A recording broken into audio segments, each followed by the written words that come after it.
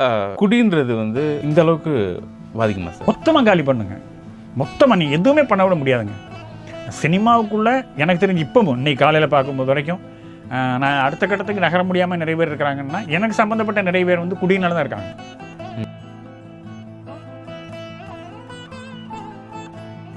நம்மளை தேடி இவ்வளோ டிமாண்ட் இருக்கேன் நம்ம அப்படின்ட்டு லைட்டாக குடிக்க ஆரம்பிச்சது தான், அது லேசாக குடிக்க ஆரம்பிச்சது தான்.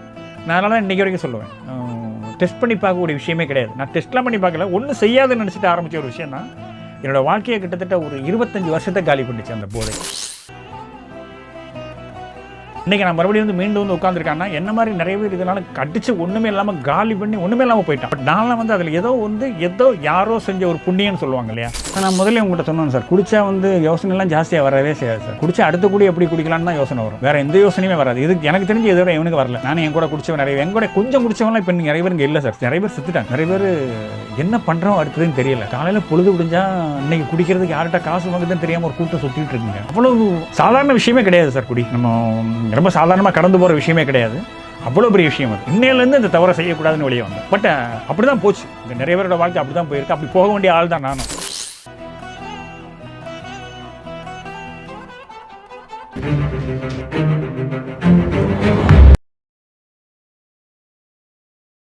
எம்ஜிஆர் டிவி சினிமா நேயர்கள் வணக்கம். இன்றைக்கி நம்ம கூட தினந்தோறும் நாகராஜன் அவர்கள் நினைஞ்சிருக்காங்க. சார் வணக்கம் சார். வணக்கம். எப்படி சார் இருக்கீங்க? நல்லா இருக்குங்க சார். உங்களை பார்க்கும்போது ரொம்ப சந்தோஷமாக இருக்குது சார். சரிங்க சார். அந்த ஃபஸ்ட்டு இந்த சினிமா ஆசைன்றது எப்படி சார் உங்களுக்கு வந்துச்சு? சினிமா ஆசை ஸ்கூல் லைஃப்பில் நாகர்கோவில் எனக்கு சொந்த ஊர். ஊரில் இருக்கும்போதே சினிமாக்கள் நிறைய பார்க்குறது, ஒரு புத்தகங்கள் வாசிக்கக்கூடிய பழக்கம் இருந்தது. எப்போது புத்தகங்கள் எங்கள் ஊரில் லைப்ரரி ஒன்று இருந்துச்சு, அதை அடிக்கடி புக்கை வாசிப்போம். சினிமா பார்க்குறது ரொம்ப பிடிச்சிருந்தது. புக்கு படிக்கிறத விட ஸ்கூல் புக்கு படிக்கிறத விட சினிமா பார்க்கணும், சினிமா சம்மந்தமான புக்கு படிக்கணும் அப்படின்றது பேசிக்கலாகவே இருந்தது. ஸோ அதனால் அப்போத்துலேருந்தே சினிமா மேலே ஒரு பெரிய கிரேஸ், அவ்வளோதான். உள்ளே வந்தது காரணம் எப்படி வந்தோடனே தெரியல. அதுக்கப்புறம் படம் பார்த்தே தான் டோட்டலாக வந்து சினிமா மேலே ஒரு பெரிய எனர்ஜி. அதுக்கப்புறம் எங்கள் ஊரில் சின்ன வயசில், அந்த வயசில் வந்து பாரதி ராஜா சார் வந்து எங்கள் ஊருக்கு ஷூட்டிங் வந்திருந்தார். அந்த படம் என்ன படம், அலைகள் ஓய்வதில்லை. அந்த படம் எங்கள் ஊரில் ஷூட் பண்ணார் சார் வந்து. தமிழ் படமும் அங்கே தான் பண்ணாங்க, அது தெலுங்கு வருஷனும் அங்கே தான் எடுத்தாங்க. 2 படம் அங்கே எடுத்தாங்க. அந்த ஷூட் பார்த்தப்போ எனக்கு தோணுச்சு, அங்கே ஒருத்தர் ஆளுமையாக நின்று பண்ணிகிட்டு இருக்காரு. அவர் பாரதி ராஜான்லாம் நமக்கு தெரியாதப்போ, ஸ்கூலில் படிச்சிருக்கிற டைம் அது. அப்போ வந்து அவர் யாரோ ஒருத்தர் வந்து ஆளுமையாக நின்று ஒரு வேலை பண்ணிகிட்டு இருக்காரு. அப்போ நம்ம சினிமா மேலே வந்து ரொம்ப பிடிக்கும்ன்றதுனால அங்கேயே தான் நின்றுட்டு இருக்கிறது. எங்கேயுமே போகிறதில்ல, ஸ்கூலுக்கும் போகிறதில்ல. ஷூட்டிங் காலைல ஆரம்பித்தா நைட்டு வரைக்கும் சாயங்காலம் வரைக்கும் போவோம், அங்கேயே நிற்போம் ஸ்கூலுக்கு போகாமல். ஸோ அப்போ அவர் யார் அப்படின்னு கேட்டால் அவர் தான் டேரக்டர் அப்படிம்பாங்க. அப்போ அவர் சொல்கிறது அங்கே எல்லாருமே கேட்குறாங்க. ஸோ அப்போ நம்ம சினிமாவில் போகிறோன்றலாம் தெரியாது, பட் அவர் மாதிரி ஆகணும் அப்படின்னு தோணுச்சு அந்த மனுஷனை பார்த்த உடனே. இந்த ஆளுமை அப்படியே அழகாக இருக்கேன், இவர் சொன்னால் தான் எல்லோரும் பண்ணுறாங்க, இவர் சொன்னதை பார்த்து தான் எல்லோரும் நடிக்கிறாங்க. சில்க் சுமிதான்னு நினைக்கிறேன் அவங்களாம் அதை நடிச்சிருந்தாங்க. பட் இவர் சொல்கிறது, ஸோ அந்த ஃபஸ்ட்டு விதை வந்து பாரதி ராஜா அப்படின்ற ஒரு பெரிய ஒரு மனிதன்ட்டு பார்த்து அப்சர்வ் பண்ணது தான். இதை நான் பாரதி ராஜா சார்கிட்டே சொல்லியிருக்கேன், உங்களை பார்த்தேன் சினிமாவுக்கு ஓடி வந்தோம் அப்படின்ட்டு. அது ஃபஸ்ட்டு அனுபவம் அங்கேருந்து அந்த ஊர்லேருந்து ஆரம்பிச்சது தான் சார். சினிமாவை நம்ம எந்த அளவுக்கு லவ் பண்ணுறோமோ அந்த லவ் வந்து நம்மளை வந்து கரெக்டாக அந்த இடத்துல கொண்டு போய் சேர்த்துணுமா சார்? 100% நம்பிக்கை இருக்குதுங்க, 100% உண்மை. ரெண்டாவது எடுத்துக்கிட்டிங்கன்னா இப்போ நான் அதுக்கப்புறம் அங்கே வந்தது, அதுக்கப்புறம் நான் வந்து தினந்தோறும் படம் பண்ணது. அந்த படம் பெரிய ஹிட்டு, முதல் படமே அந்த படம் ஹிட்டு, தமிழில் ஹிட்டு, தெலுங்கில் பெரிய ஹிட்டு, மனசுச்சிச்சோடுன்ட்டு பண்ணாங்க. ரவிதேஜான்னு சொல்லிட்டு ஒரு ஆர்டிஸ்ட் கூட இன்றைக்கி தெலுங்கில் பயங்கர பீக்கில் இருக்கார். அவர் வந்து நான் வந்து தமிழில் அந்த படம் பண்ணப்போ நான் தமிழில் அந்த தினந்தோறும் படத்தில் ஒரு கேரக்டர் நடிச்சிருப்பேன் நான். அந்த கேரக்டர் தான் அவர் தெலுங்கில் வந்து அவர் அதெல்லாம் அறிமுகமாகிறாரு. பட் அந்த படம் பெரிய ஹிட்டு, அவர் இன்றைக்கி மிகப்பெரிய தவிர்க்க முடியாத ஒரு ஹீரோ இன்றைக்கி அவர். ஸோ நான் இங்கே அந்த படம் பண்ணிவிட்டு அதுக்கப்புறம் நிறைய வாய்ப்புகள், நிறைய விஷயங்கள் எவ்வளவோ கிடச்சும் நான் பண்ண முடியாமல் போனதுக்கு காரணம் வந்து அந்த குடி அப்படின்ற ஒரு விஷயந்தான். அதை நம்ம வந்து ரொம்ப பகிரங்கமாக ஒத்துக்கணும். சில பேருக்கு வந்து ஒரு டிசீஸ் மாதிரி ஆகிடுங்க அது. ஏன்னா நீங்கள் எவ்வளோ பெரிய புத்திசாலியாக இருக்கலாம், ரொம்ப கம்பீரமான ஆளாக இருக்கலாம், ரொம்ப ஒரு மாதிரி ஸ்ட்ராங்கான ஆளாக இருக்கலாம், நீங்கள் எவ்வளோ பெரிய ஸ்ட்ராங்கான ஆளாக இருந்தாலும் குடி உங்களை ஒன்றுமே இல்லாமல் பண்ணிவிடுன்றதை நான் லைஃப்பில் பரிபூர்ணமாக உணர்ந்திருக்கேன். நான் சக மனுஷனுக்கு சொல்லக்கூடியது அதான். நிறைய பேர் சொல்லுவாங்க, சில பேர் நல்ல ட்ரிங்க்ஸ்லாம் போட்டுட்டு யூஸ் பண்ணால் நிறைய சீன் வரும், கற்பனை வரும் அப்படிலாம் சொல்லுவாங்க. நான் சொல்லுவேன், தண்ணி அடிச்சுட்டு யோசிச்சா சீன்லாம் வராது, நிறைய வியாதி வரும், கடன் வரும், பிரச்சனை வரும், சண்டை வரும், இப்படி நிறைய வரும். ஆனால் சீனை தவிர வேறு எல்லாம் வரும். எனக்கு தெரிஞ்சு அப்படி எதுவும் வரல, நிறைய பிரச்சனை தான் வந்திருக்குது. அதனால் குடித்தா வேறு எதுவுமே வராது, இதுதான் வரும், பிரச்சனை தான் வரும், சீன்லாம் வராது. Okay sir. சார் ஃபஸ்ட்டு நீங்கள் வந்து சென்னைக்கு வரீங்க, உதவி இயக்குனர்கிட்ட வேலை பார்த்தீங்களா சார்? நான் வந்து டேரக்டர் அகத்தியன் சார்கிட்ட வந்து ஒர்க் பண்ணாங்க, காதல் கோட்டை. ஓ, காதல் கோட்டை நான் தான் ஒர்க். அஜித் குமார் தேவன் நடிச்சப்போ அந்த இதுதான் சார் சூர்யா, அவர் பேர் கூட சூர்யா, அஜித் சார் நடிச்சிருப்பாரு. ஆ. அதில் சூர்யா, அந்த பொண்ணு பேர் வந்து கமலி, தேவயானி பண்ணியிருப்பாங்க. அந்த படத்தில் நான் அசிஸ்டன்ட் டைரக்டராக ஒர்க் பண்ணேன். அகத்தியன் சார் கிட்ட நான் ஒர்க் பண்ண ஒரே ஒரு படம் அந்த படம் தான். அந்த படம் கூட நான் முழுசாலாம் ஒர்க் பண்ணலைங்க. டிஸ்கஷன் சார்ட்ட ஒர்க் பண்ணேன். படம் ஷூட் போகிறது கொஞ்ச நாளைக்கு முன்னாடி நான் அதில் ஒர்க் பண்ணலை. அங்கே ஒரு பிரச்சனையே, அதனால் நான் வெளியே வந்துட்டேன். நான் வந்து முழுசாக வந்து ஒரு படத்தில் வந்து உதவி இயக்குனராக வேலை பார்த்துருக்கேன்னு கேட்டால் இல்லை, கண்டிப்பாக இல்லை. எனக்கு உதவி இயக்குனர் கார்டே கிடையாது. இதுவரை எந்த படத்துலையும் நான் அசிஸ்டன்ட் டைரக்டரே கிடையாது. ஓகே. போய் கொஞ்ச நாள் டிஸ்கஷனில் ஒர்க் பண்ணியிருக்கிறேன், அவ்வளோதான். மற்றபடி உதவி இயக்குனராக எனக்கு எந்த படத்துலையும் நான் முழுசாக வேலை பார்த்ததில்லை. சும்மா டிஸ்கஷன் போனதோட சரி. ஷூட்டிங் வந்து என்னோடய நண்பர்கள்லாம் இருக்காங்க. சசி சொல்லாமலே படம் பண்ணார் இல்லையா, சசி, பூ சசி. அப்புறம் வந்து களஞ்சியம், பூமணி படம் பண்ணார், களஞ்சியம். இந்த மாதிரி அவங்கெல்லாம் என்னோடய ரூம்மேட்ஸ் அவங்க எல்லாமே. ஸோ இவங்கெல்லாம் ஒர்க் பண்ணும்போது நான் போய் பார்ப்பேன், பண்ணியிருக்கேன், அப்சர்வ் பண்ணியிருக்கேன். தவிர நானாக போய் ஒர்க் பண்ணி எனக்கு உதவி இயக்குனர்ன்ற கார்டு இது வரைக்கும் சினிமாவில் எனக்கு பதிவானதே இல்லை. நான் முதல்ல என்னுடைய செல்லுலாய்டில் பதிவானதே எனக்கு கதை, திரைக்கதை, வசனம், டைரக்ஷன் அப்படி தான் பதிவாச்சு. நான் ஒர்க் பண்ணவே இல்லை யார்ட்டையும், அசிஸ்டண்ட்டாக ஒர்க் பண்ணலை. அதுக்காக அசிஸ்டண்ட்டாக ஒர்க் பண்ணாமல் படம் பண்ணிட முடியுமானா முடியும். ஆனால் பட் அது அவ்வளோ ரிஸ்க் எடுக்கணுன்ற அவசியம் இல்லை. எனக்கு அது வந்து கரெக்டாக அமையலை. ஸோ நான் ட்ரை பண்ணவும் இல்லை. மறுபடியும் படம் நம்மளாவே பண்ணிடலான்றதுக்கு கொஞ்சம் ட்ரை பண்ணி பண்ணிட்டோம், அவ்வளோதான். சார், இப்போ உதவி இயக்குனராக இருந்து படம் பண்ணுறதே பெரிய விஷயம். ஒரு ஹீரோவை பிடிச்சி நம்ம கதை சொல்லி, ப்ரொடியூசர்கிட்ட சொல்லி நம்ம கதை சொல்லி, அதெல்லாம் ரொம்ப கஷ்டமாக இருக்கும். ஆனால் நீங்கள் வந்து யார்ட்டையுமே உதவி இயக்குனராக வேலை பார்க்கல. ஸோ ஒரு படத்தில் பண்ணீங்க, பாதிலேயே அதுலேருந்து வந்துட்டீங்க. அந்த முதல் ஹீரோ கிட்ட போய் கதை சொன்னது எப்படி சார்? அந்த அனுபவம் எப்படி இருந்துச்சு? ஃபஸ்ட்டு ப்ரொடியூசரை எப்படி சார் கன்வின்ஸ் பண்ணீங்க? ஆக்சுவலாக நான் ஒரு படம் பண்ணதுக்காக ட்ரை பண்ணிகிட்டு இருக்கும்போதே ஓவியன்னு சொல்லி, வாசகன்னு சொல்லுவோம், அவர் தான் தினந்தோறும் படத்துக்கு மியூசிக் பண்ணியிருந்தார். அவரும் வாய்ப்பு இல்லாமல் படம் பண்ணணும், மியூசிக் பண்ணணும் அப்படின்னு அலைஞ்சிட்டு இருந்தார். அவரும் எனக்கு தெரிஞ்சவர். அவர் என்கிட்ட சொன்னார், இப்படி ராஜா அண்ணாமலைபுரத்தில் வந்து ஒரு கம்பெனி எடுத்துருக்காங்க, அவங்க வந்து மதர் மூவி மேக்கர்ஸ் அப்படின்ட்டு, அவங்க வந்து படம் பண்ணுறது கதை கேட்டுட்டு இருக்காங்க அப்படின்னு மாதிரி சொன்னார். சரி, நம்ம போய் கதை சொல்லலாம் அப்படின்ட்டு போனால் முதல் வாட்டி போனப்போவே யாரோட அசிஸ்டண்ட்டுன்னு கேட்டாங்க என்கிட்ட. நான் வந்து அகத்தியன் சாரோட அசிஸ்டண்ட் அப்படின்னேன். அப்போ காதல் கோட்டை வேறு ஓடி இருக்கு இல்லையா, அகத்தியன் சார் அசிஸ்டண்ட்டுன்னு சொன்னோன்னே எனக்கு டைம் கொடுத்தாங்க கதை சொல்கிறதுக்கு. கதை சொன்னேன். கதை சொன்னோன்னே கதை உங்களுக்கு ரொம்ப பிடிச்சிருந்தது. அகத்தியன் சாரும் இவரும் ஃப்ரெண்டுன்னு எனக்கு தெரியாதப்போ, கதை சொல்லும்போது எனக்கு தெரியாது இவங்க 2 பேரும் ஃப்ரெண்டுன்ட்டு. கதை சொல்லி முடித்த உடனே திடீர்னு எங்கே இருந்தோ ஒரு ஃபோன். அப்போ இந்த மொபைல்லாம் வந்து இன்றைக்கி ரொம்ப ஈஸியாக இருக்கு இல்லையா, அன்றைக்கி மொபைல் ரொம்ப ரேராக 4-5 பேர் தான் வச்சுருப்பாங்க. பட் அவர் யார் ஒரு இடத்துல ஃபோன் பண்ணிட்டு பேசிவிட்டு எனக்கு வந்து ஒரு கால் கொடுத்தாரு. உங்கள் டைரக்டர் பேசுகிறாரு அப்படின்னு அந்த ஃபோனை என்கிட்ட கொடுத்தா எனக்கு ஒன்றும் ஓடலை. ஏன்னா நான் வேலையை பார்க்கல, நான் வந்து ஒர்க் பண்ணாமலே அசிஸ்டன்ட் டைரக்டர்னு சொல்லிட்டேன். அப்புறம் நான் ஒர்க் பண்ணலைன்றது அவர் தெரிஞ்சிருச்சு பேசி முடித்த உடனே. நீங்கள் காதல் கோட்டையில் வந்து அசிஸ்டன்ட் டைரக்டர்னு சொன்னீங்களா? இல்லை, அசிஸ்டன்ட் டைரக்டராக ஒர்க் பண்ணேன், நான் ஷூட்டிங் போகல. ஷூட்டிங் போனால் தாங்க அசிஸ்டன்ட் டைரக்டர் அப்படின்னாரு அவர். சரிங்களா, நான் டிஸ்கஷன் போயிருக்கேன் என்னாரு. எனக்கு கதை பிடிச்சிருக்கு, நான் படம் கொடுக்குறேன் உங்களுக்கு, ஆனால் எங்கேயாவது அசிஸ்டண்ட்டாக வேலை பார்க்கணும். நாங்களே ஒரு படம் பண்ண போகிறோம். டாடா பிர்லான்னு ஒரு படம் அப்போ ஆரம்பிக்க போகிறாங்க அவங்க. இந்த ரங்கநாதன் சொல்லி ஒரு டேரக்டர் ஒருத்தர் இருந்தார், அவரை கமிட் பண்ணியிருக்கோம். நீங்கள் இந்த படத்தில் வந்து வேலை பாருங்கள் அசிஸ்டண்ட்டாக, வேலை பார்த்து முடிச்சுட்டு நான் உங்களுக்கு இதே ஸ்கிரிப்ட்டுக்கு நான் உங்களுக்கு படம் தரேன் அப்படின்னாரு.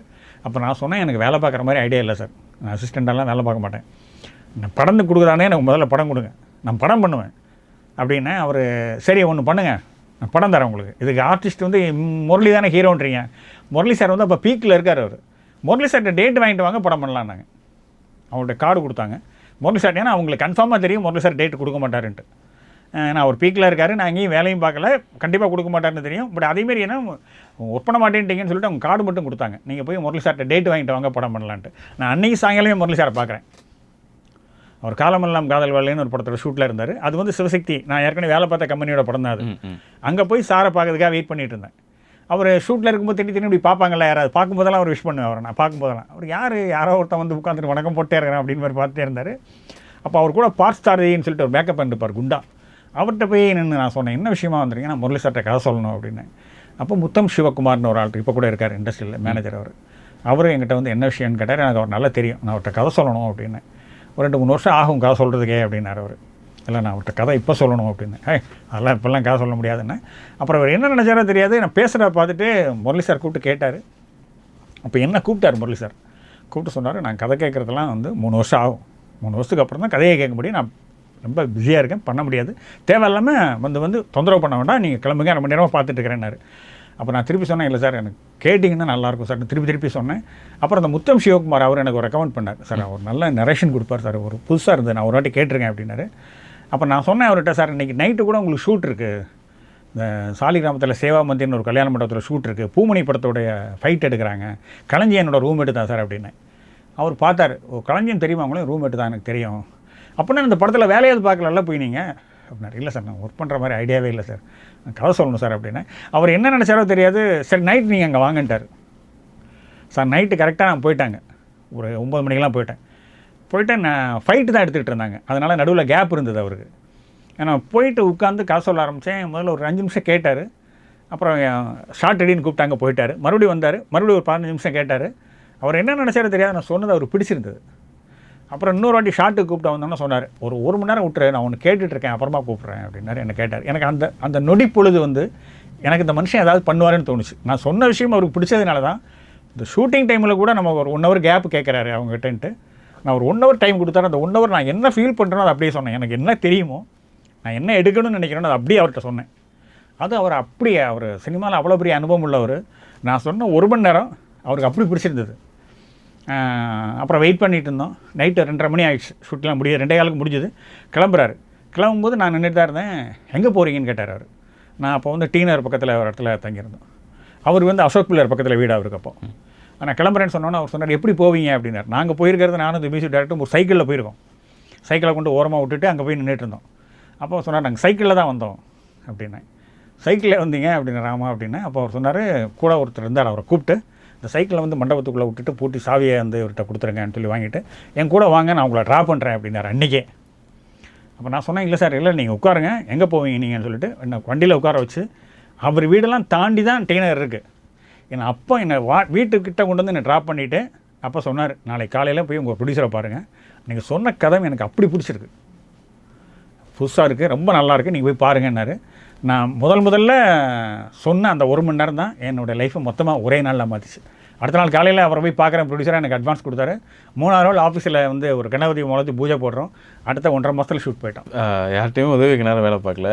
ஃபஸ்ட்டு ஷார்ட் என்ன சார் நீங்கள் பண்ணீங்க? இப்போ அது ஏற்கனவே நிறைய இன்டர்வியூவில் சொன்னது தான். ஃபஸ்ட் ஷார்ட் எனக்கு முதல்ல இப்போ ரொம்ப சினிமா ஈஸியாக இருக்குல்லங்க. இப்போ ஒரே நேரத்தில் பார்த்தீங்கன்னா இப்போ கிளாப் போர்டே தேவையில்லை உங்களுக்கு, எதுவுமே தேவையில்லை. சும்மா ஒரு மாதிரி கேமராவே பார்த்தீங்கன்னா ஒரே நேரத்தில் 3 கேமரா வச்சுக்கலாம், இவ்வளோ தான் இருக்குது. அன்றைக்கி அப்படி கிடையாதுங்க, எல்லாமே ஃபில்ம். ரெண்டாவது பார்த்தீங்கன்னா அந்த ஒரு ஷார்ட்டு போக முன்னாடியே clapping, sound, rolling, 15:1, take one, roll, action, இவ்வளோ வேலை இருக்கும். எனக்கு இந்த ஃபார்மேட் இருக்குல்ல, இதுவே எனக்கு சரியாக தெரியாது. ஒர்க் பண்ணி தானே தெரிஞ்சிருக்கும். எனக்கு இதுவே பெரிய கன்ஃபியூஷன் ஆகுது. முதல்ல கதை சொல்லி ஓகே வச்சு ஷூட் போக முன்னாடி நான் முதல்ல ட்ரைனிங் எடுக்கிறது என்னென்னா, நாளைக்கு ஷூட் பண்ண போகிறோன்னா என்ன சொல்லணும் ஃபஸ்ட்டு, ரோல் அப்படின்னு சொல்லுவாங்க இல்லையா, ரோலிங் ஆனால் கேமரா. இதுக்கு முன்னாடி இவ்வளோ வேலை இருக்குது, இதை எப்படி பண்ணுறது அப்படின்னு மாதிரி ஆயிடுச்சு. இதுவே பிரச்சனையாக இருக்கா, அப்போ எப்படி ஷூட் பண்ண போகிறதுன்னு தெரியல. ஃபிலிமு இது தெரியாமல் படமே பண்ண முடியாது, கேமரா ஆக்ஷன்லாம் போக முடியாது. இப்போ மாதிரி அப்போ அதுக்கு முன்னாடி இவ்வளோ வேலை இருக்குது.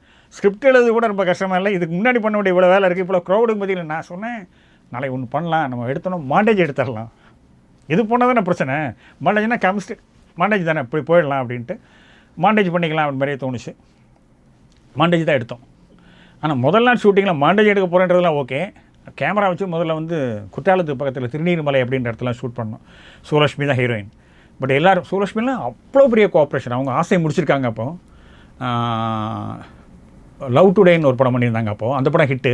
அதுக்கப்புறம் அந்த படம் தான் பண்ணுறாங்க. அவங்களும் இதே மாதிரி தான் ஒரு 1 ஹவர் நரேஷன் கொடுத்தேன், அவங்களுக்கு அப்படி பிடிச்சி போச்சு. எனக்கு ரொம்ப பிடிச்சி, நான் நிறைய படங்கள் பண்ணால் கூட இந்த படம் எனக்கு எப்போவுமே இந்த கேரக்டர் பிடிக்கும் அப்படிம்பாங்க. அவங்க அப்போவே சொன்னாங்க, பயங்கர கோஆப்ரேஷன் அவங்க. ஸோ இவங்க எல்லாருமே இப்போ வந்திருக்காங்க பூஜைக்கு. பிள்ளையாருக்கு தான் ஃபஸ்ட் ஷாட் வச்சோம். பிள்ளையாருக்கு ஃபஸ்ட் ஷாட் வச்சோன்னா எனக்கு என் மைண்டில் என்ன இருக்குன்னா, camera, roll, action, roll, 15:1, take one, இது மட்டும் தான் மைண்டில் இருக்குது. இது மைண்டில் வச்சுருக்கோம்.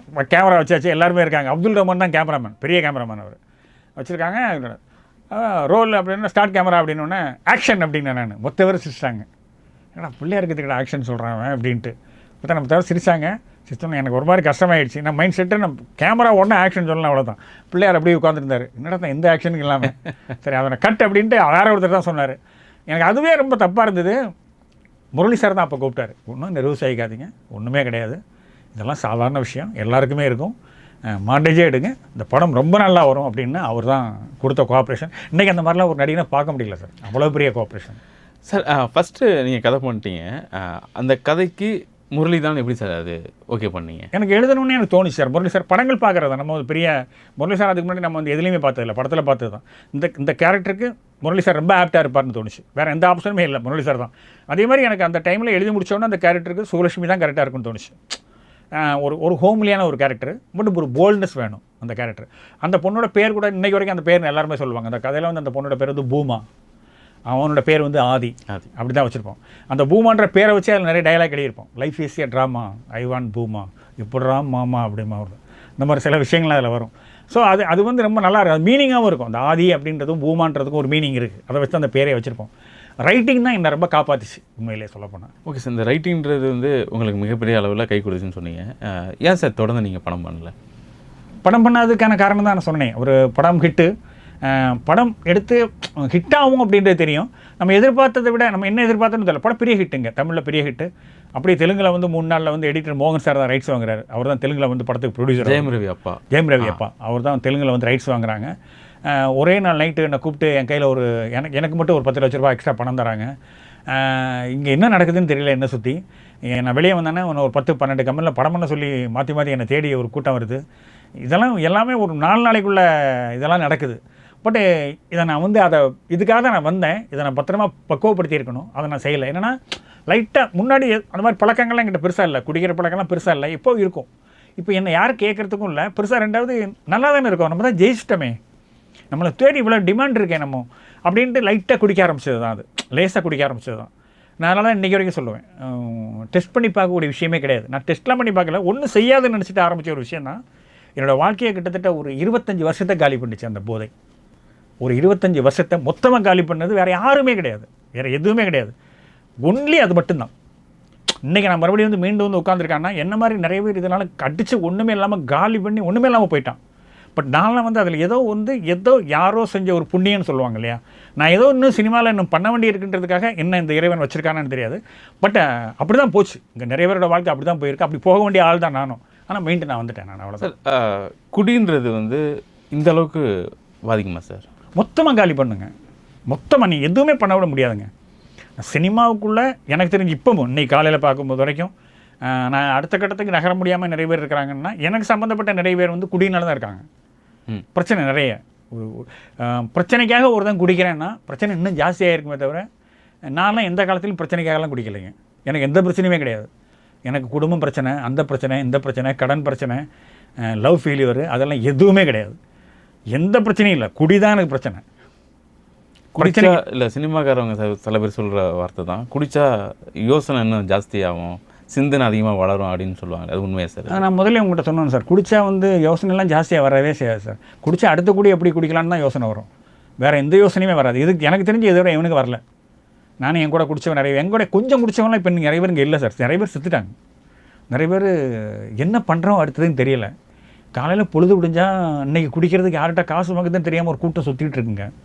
அவ்வளவு சாதாரண விஷயமே கிடையாது சார் குடி. நம்ம ரொம்ப சாதாரணமாக கடந்து போகிற விஷயமே கிடையாது, அவ்வளோ பெரிய விஷயம் அது. நீங்கள் வந்து அதான் நான் அந்த சொல்லுவேன், அந்த இப்போ பண்ண போகிற ப்ராஜெக்டில் கூட அதை பற்றி அழகாக சொல்லியிருப்போம். எதுவுமே பண்ண முடியாது சார், எதுவுமே பண்ண விடாது உங்களை. அது சினிமாவில் இருக்கிறவங்க இல்லை, எதில் இருந்தாலும் சரி தான், நீ எந்த ஃபீல்டுக்குள்ளே இருந்தாலும் சரி, சாதாரண பண்ணி சித்தாள் வேலைக்கு போனால் கூட சரி, ஒழுங்காக நீ சம்பாதிக்கக்கூடிய கூலி உன் வீட்டுக்கு வராது, உன்னை மொத்தமும் ஒன்றை காலி பண்ணிடும். அதில் வந்து நான் அதை ப்ராக்டிக்கலாக ஈச் அண்ட் எவ்ரி ஃப்ரேமாக அனுபவிச்சிருக்கேன் நான் அதை. பட் அது இருந்தால் உங்களால் எதுவுமே பண்ண முடியாது சார். நீ எவ்வளோ பெரிய கிரியேட்டர் இருந்தாலும் உன்னை அடித்து காலி பண்ணி ஒன்றுமே இல்லாமல் ஆக்கிடும். ஏன்னா அப்படி ஆக்கியிருக்கு. அதுலேருந்து எப்படி சார் நீங்கள் மீனிங்க? சார் சத்தியமாக இது வரைக்கும் முதல்ல ஒன்று முடிவு பண்ணேன் சார். நான் இன்னையிலேருந்து இந்த தவறை செய்யக்கூடாதுன்னு வெளியே வந்தேன்.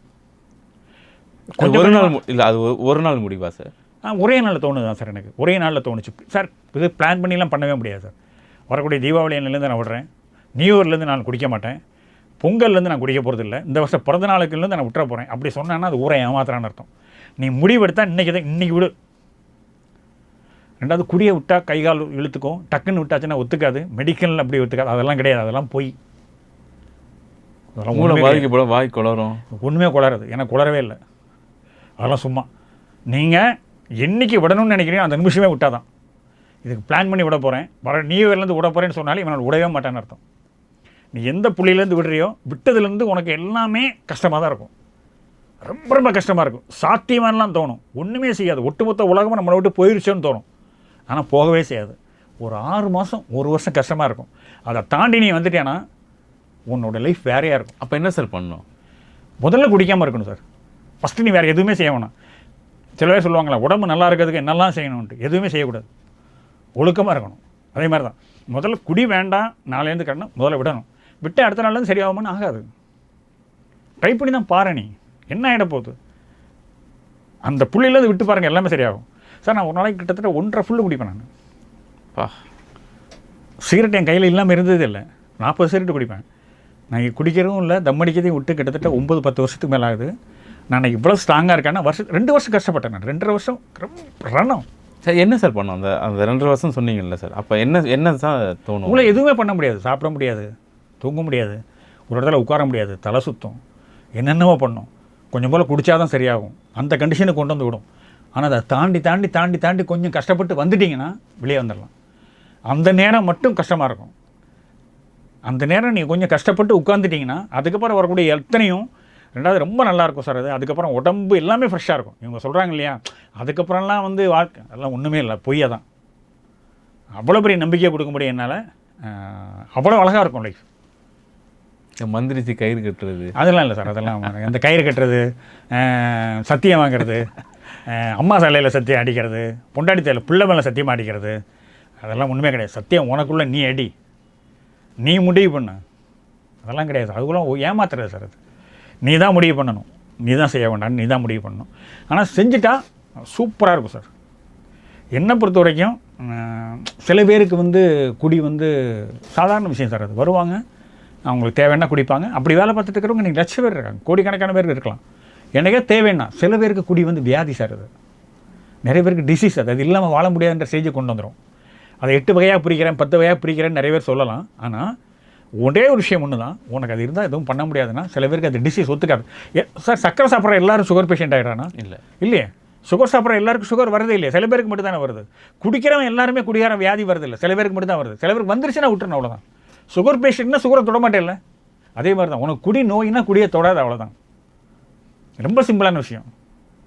விட்டேன்னா ரொம்ப நல்லாயிருக்கும், அவ்வளோதான். என்னை பொறுத்த வரைக்கும் நீ ஒருத்தன் குடி அவனுக்குள்ளே இருக்குது அப்படின்னா அவனால் பெருசாலாம் உண்மையெல்லாம் எதுவும் செஞ்சிட முடியாது சார். அதனால் நான் அடிக்கடி சொல்லுவேன், முன்னாடிலாம் கண்ணதாசன்லாம் நிறைய குடித்தார் அப்படிம்பாரு. ரொம்ப லோக்கலாக சொல்ல போனால் கண்ணதாசன் குடிக்கும்போது சரக்கு ரொம்ப நல்லா இருந்தது இல்லை. இப்போல்லாம் சரக்கு வந்து கண்ணதாசன் குடிக்கிற சரக்குலாம் கிடையாது. இப்போல்லாம் அடிச்சிங்கன்னா சீக்கிரம் செத்து. சரக்கு தப்பு. கண்ணதாசன் டைமில் சரக்கு ஓகே, இப்போ சரக்கு ரொம்ப மட்டமாக இருக்குது. கண்ணதாசன் இப்போ அடித்தாருன்னா சரக்கே அடிக்க விட்டுருப்பார், குடிக்கவே மாட்டார். இந்த சரக்குலாம் செட் ஆகாதுன்னு விட்டுருப்பார் அவர். அதான் உண்மை. ஆனால் நம்ம வெளியே வர்றது தான் பெட்ரு, அதான் உண்மை. Okay sir. சார் இப்போ 2 படம் பண்ணிட்டீங்க, ஹிட்டு கொடுத்துட்டீங்க. 3வது நீங்கள் படம் பண்ணல, அதுக்கு காரணமும் சொல்லிட்டீங்க. அடுத்தது ஆனால் நிறைய படங்களில் ஒர்க் பண்ணிங்களா சார்? ஸ்கிரிப்ட் வைஸாக நிறைய படம் ஒர்க் பண்ணீங்க, அதெல்லாம் எப்படி சார் பண்ண ஆரம்பிச்சிங்க? சார் நிறைய பேர் நான் என்னென்னா வந்து வேறு எந்த ஒர்க்குமே நமக்கு தெரியாது சார். சினிமாவை தவிர வேறு எதுவுமே தெரியாது. இது வரைக்கும் நம்ம வாழ்கிறோம்னா சினிமா கொடுத்த காசில் தான் வாழ்கிறோம். மொத்தமாக இத்தனை வருஷமும் நடுவில் வந்து ஒரே படம் பண்ணோம், அப்புறம் இவ்வளோ பெரிய கேப்பு. ஆனால் எல்லா பேருக்கும் வேலை செஞ்சது தான். நிறைய பேருக்கு போய் ஒர்க் பண்ணியிருக்கேன், நிறைய பேருக்கு போய் எழுதுவேன். கௌரவமாக கூட்டிகிட்டு போய் தான் எங்கிட்ட எல்லோரும் வேலை வாங்கியிருக்காங்க. யாரும் எல்லாம் சில பேர் சொல்லுவாங்க உங்களை நிறைய பேர் யூஸ் பண்ணிக்கிட்டாங்கன்ட்டு. அப்படிலாம் கிடையாதுங்க. யார் என்ன யூஸ் பண்ணிவிட்டு அது வேறு. நம்ம இன்னொருத்தர் மேலே சார்ஜ் பண்ணுறதே தப்பு. முதல்ல என்னுடைய திறமையெல்லாம் நிறைய பேர் எடுத்துக்கிட்டாங்க, யூஸ் பண்ணிக்கிட்டாங்க, அப்படிலாம் இல்லை. நீ போன கொடுத்த, அவங்க ஒன்று கொடுத்தாங்க, நீ டிமாண்ட் பண்ணலை. நான் எனக்கு இவ்வளோ இருந்தால் தான் பண்ணுவேன், நீ கேட்கல, ஆனால் உனக்கு கொடுத்தாங்க. இது வரைக்கும் உன்னை சினிமா தான் நான் காப்பாற்றிருக்கு. இது வரைக்கும் சினிமா உனக்கு சோறு போட்டிருக்குல்ல, இது வரைக்கும் உன்னை காப்பாற்றி வச்சுருக்குல்ல. மறுபடியும் உனக்கு குடியில்லாத ஒரு வாழ்க்கையை கொடுத்ததும் சினிமா தானே. இன்றைக்கி முழுசாக வந்து ஒரு இடத்துல வந்து உட்காந்துருக்கேன்னா அது அப்படி எப்படி உன்னால் இருக்க முடியுது? நான் ரொம்ப சிம்பிள் லாஜிக் தான். இன்றைக்கி நீ குடிச்சிட்டு இருந்தால் இந்த இன்டர்வியூ நீ வந்திருப்பியா? இந்த இன்டர்வியூ கொண்டு இந்த சேனல் உன்னை கூப்பிட்டுருக்குமா? கூப்பிட்டுருக்காதுல. ரொம்ப சிம்பிளாக யோசிங்க. குடி இருந்தால் உன்னை எங்கே அவாய்ட் பண்ணுவாங்க? இந்த சேனலில் இருக்கிறவங்க என்ன சொல்லுவாங்க? அவரை கூப்பிடலாம், வேணாங்க, ஐயோ சி தேவையில்லைங்க. இன்றைக்கி ஏன் கூப்பிட்டு கேட்குறாங்கன்னா குடி இல்லாதனால நான் கூப்பிட்றாங்க. குடி இல்லைன்னா உன்னை சமூகம் கூப்பிடும், உன்னை எல்லா மரியாதையும் கொடுக்கும், உனக்கு எல்லாத்தையும் கொடுக்கும். அதுக்கு உதாரணம் இந்த இன்டர்வியூ தான். நீ விட்டுப்பாரு, எல்லாமே திறக்கும், அவ்வளோதான். Okay sir. சார் உங்களுக்கும் கௌதம் மேனன் சாருக்கும் உள்ள அந்த ரிலேஷன்ஷிப் எப்படிப்பட்டது சார்? ஒரு மிக அற்புதமான மனிதர் சார் எனக்கு. அவர் ஃபஸ்ட்டு ஒரு நல்ல நண்பர், சினிமாவெல்லாம் தாண்டி மிக அற்புதமான ஒரு நண்பர். சார் பர்சனலாக இந்த கேள்வி கேட்குறேன். பர்சனலாக இந்த காப்பு கூட நான் அவரை வச்சு தான் போட்டுருவேன். Okay sir.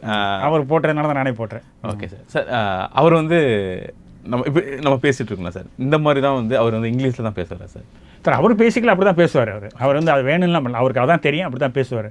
ஆனால் பட் அவர் எந்த விதமான ஈகோவும் இல்லை சார். முன்னிலை நான் தான் எழுதினேன் அவர் காக்கா கோடு. எந்த விதமான ஈகோவும் இல்லாத ஆள். ரெண்டாவது நான் மின்னலே எழுதி முடிக்கிறோம், காக்காக்கு எழுதுகிறோம், எல்லாம் பண்ணிகிட்டு இருக்கும்போது என்னால் வந்து என்னை அப்படியே விட்டுருப்பாங்களே சில பேர், எழுதியாச்சு படம் ஹிட்டு விட்டுருக்கலாம் அப்படின்னு விட்டுருக்கலாம். இன்றைக்கி வரைக்கும் எனக்கும் ஒருக்குமான உறவு அப்படி இருக்குது. நான் இப்படி இருக்கிறேனேன்றதுக்காக படம் ஹிட்டு கொடுத்ததுக்கப்புறம் சில பேர் அதை கண்டுக்காமல் போயிடுவாங்க. ஆனால் பட் அவர் என்னை மறுபடியும் படம் பண்ண வச்சிடணும், இவன் மறுபடியும் படம் பண்ணணும், இவனுக்கு நம்ம எதாவது செய்யணும், இவன் மறுபடியும் டைரக்டர் ஆக்கிடணும் அப்படின்னு ஆத்மார்த்தமாக ட்ரை பண்ண ஒரு மனுஷனில் அவர் ஒரு ஆள். நான் தான் அதை யூஸ் பண்ணிக்கலையே தவிர எல்லா காலகட்டத்திலையும் என்னை கூப்பிட்டு உட்கார வச்சு பேசி நான் கேட்டுதான் எனக்கு எல்லாமே பண்ணியிருப்பார். அவர் பண்ணுறதுக்கு தயாராக இருக்கார். அவர் கூப்பிட்டார், எதுக்குமே பேரதில்லை. நம்ம தான் அவரை போய் எதுவுமே பண்ண விடாமல் என்ன வச்சு பண்ணணும்னு நினைக்கிறதையும் கெடுக்கிறது. ஸோ யாருமே என்னால் வந்து அதனால் சினிமாவை தாண்டின ஒரு மனுஷன் தான் சார் அவர். எனக்கு அவ்வளவு ஹோப்பான ஒரு ஆள். மறுபடியும் ஜெயிப்பார் அவர். ஓகே சார், ஒரு ஓகே தான் சார்.